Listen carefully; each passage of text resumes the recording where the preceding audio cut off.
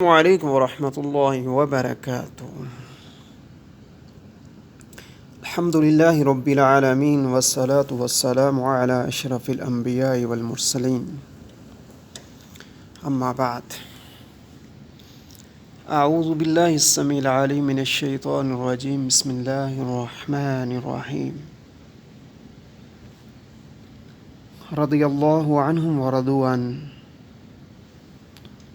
ذلک لمن خشی ربہ۔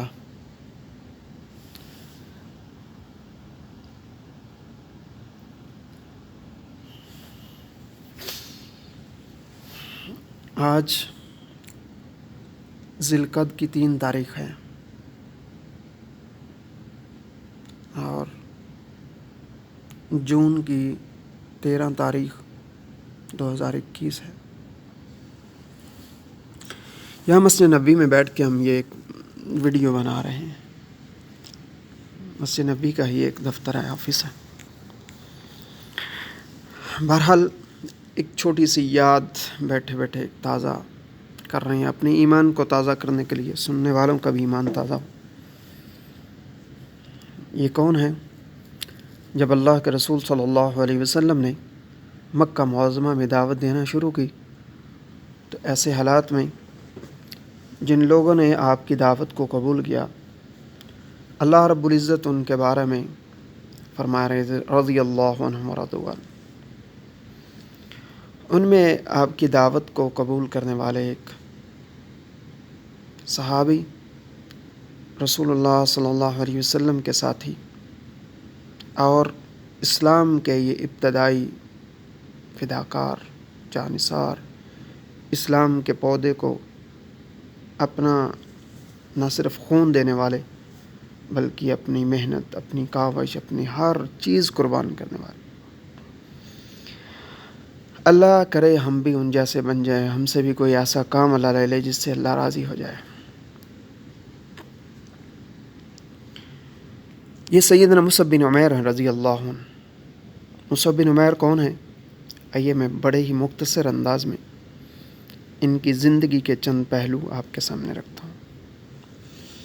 مصعب بن عمیر رضی اللہ عنہ وہ شہزادہ ہے، ابھی اس نے اسلام کو قبول نہیں کیا تو اس کی ٹیبل پر وہ خوشبو آیا کرتی تھی جو مکے میں کوئی نہیں لگاتا تھا۔ یہ لباس وہ پہنتے تھے جس کو مکہ کا کوئی شہزادہ، مکے کا کوئی باسی نہیں پہنتا تھا۔ خوبصورت اس قدر تھے کہ لوگ ان کو دیکھتے ہی رہ جاتے۔ اور جب جنگ احد میں یہ شہید کیے گئے تو اس وقت بھی جو کافر آپ کو قتل کرنے والا تھا اس نے یہی آواز دی تھی کہ میں نے محمد کو قتل کر دیا، نعوذ باللہ، صلی اللہ علیہ وسلم۔ مصعب بن عمیر رضی اللہ عنہ اسلام کو قبول کرتے ہیں تو ان کے اپنے ہی ان کے مخالف ہو جاتے ہیں۔ وہ چچا جو ان پر اپنی جان چھڑکتا تھا آج وہ مخالف ہو گیا۔ وہ ماں جو ان کے ساتھ صبح اور شام کا کھانا کھاتی تھی آج اس نے بھی اپنا دروازہ بند کر لیا۔ آج سے سب کچھ چھین لیا گیا۔ آج حالت کیا ہے کہ ٹاٹ کے لباس کو کانٹوں کے ساتھ اس نے اپنے جسم پہ پرویا ہوا ہے۔ پیارے آقا سید الانبیاء امام اعظم محمد رسول اللہ صلی اللہ علیہ وسلم ان کی حالت کو دیکھ کے رونا شروع کر دیتے کہ مصعب تو شہزادہ تھا، جس گلی سے گزر جاتا تھا ان کے پسینے سے خوشبو ٹپکتی تھی، لوگ کہتے تھے کہ یہاں سے مصعب گزر گئے۔ آج ان کی حالت یہ ہے۔ مصعب بن عمیر رضی اللہ عنہ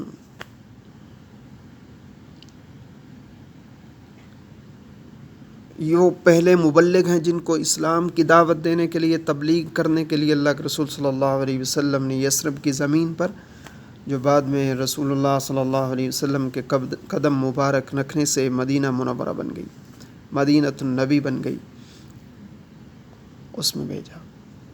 یہ اسلام کے پہلے مبلغ ہیں اور قرآن پڑھتے تھے، اس قدر چاشنی تھی ان کی زبان پر کہ لوگ فدا ہو جاتے تھے۔ بڑے بڑے سردار اوس اور خزرج کے مسلمان ہو گئے۔ اندر کی جو زمین تھی، شہر کے اندر کا جو علاقہ تھا، وہی سارے ان کی دعوت پہ مسلمان ہو چکے تھے۔ ان کا قرآن کے ساتھ والہانہ پیار اور محبت تھا، اور اسی وجہ سے قرآن کو پڑھتے تھے تو لوگ آ کے جمع ہو جاتے تھے۔ پھر ان کو جو جمع ہونے والے تھے ان کو اسلام کی دعوت دیتے۔ آہستہ آہستہ یہ مدینہ کے اندر جو بڑے قبائل رہتے تھے، اوس اور خزرج دونوں مسلمان ہو گئے۔ ان کے اندر بھی بڑے بڑے قبیلے تھے۔ سیدنا اسید بن حضیر رضی اللہ عنہ، یہ وہ اسید بن حضیر ہے جو رات کو قرآن کی تلاوت کر رہے تھے تو آسمان سے فرشتے ان کا قرآن سننے کے لیے آ گئے۔ یہ بھی ان کی دعوت پہ مسلمان ہوئے تھے۔